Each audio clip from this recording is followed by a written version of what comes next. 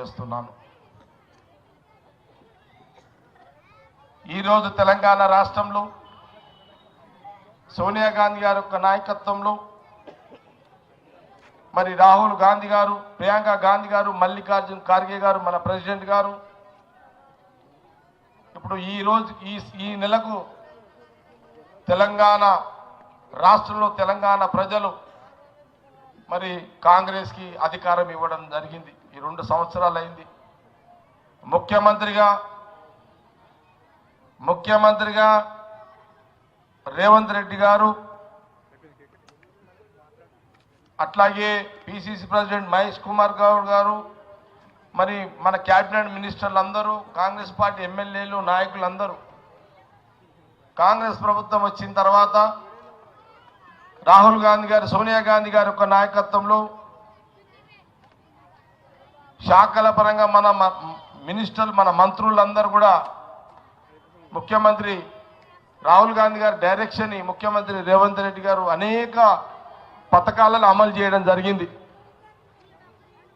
అది ప్రతిపక్షాలు చాలా మాట్లాడతారు. విమర్శల్లో ప్రతిపక్ష పార్టీగా విమర్శలకు సహజంగా విమర్శలు ఉంటాయి. కానీ ఈ తెలంగాణ రాష్ట్రంలో రాహుల్ గాంధీ గారు, సోనియా గాంధీ యొక్క నాయకత్వంలో కాంగ్రెస్ గవర్నమెంట్ వచ్చిన తర్వాత ముఖ్యమంత్రి హోదాలో రేవంత్ రెడ్డి గారు, క్యాబినెట్ మినిస్టర్లు ఉచితంగా మహిళలకు బస్సు ప్రయాణము, అట్లాగే 500 గ్యాస్ సిలిండరు, 200 యూనిట్ల కరెంటు ఫ్రీ, రేషన్ కార్డులు, సన్న బియ్యము, ఆరోగ్యశ్రీ, అనేక డిపార్ట్మెంట్లో ఉద్యోగాలు మనం చూసాం. ఈ మధ్యకాలం 2 నెలల్లో ఇరిగేషన్ డిపార్ట్మెంట్లో మరి ముఖ్యమంత్రిగా రేవంత్ రెడ్డి గారు, మినిస్టర్గా ఉత్తమ్ రెడ్డి గారు పెండింగ్ ఉన్నటువంటి ఉద్యోగాలు అక్కడ చాలా మందికి ఇరిగేషన్ డిపార్ట్మెంట్లో ఇవ్వడం జరిగింది.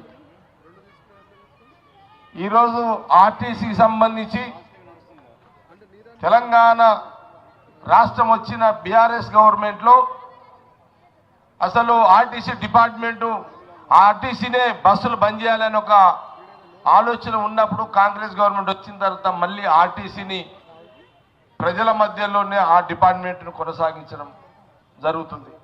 పొన్నం ప్రభాకర్ గారు మరి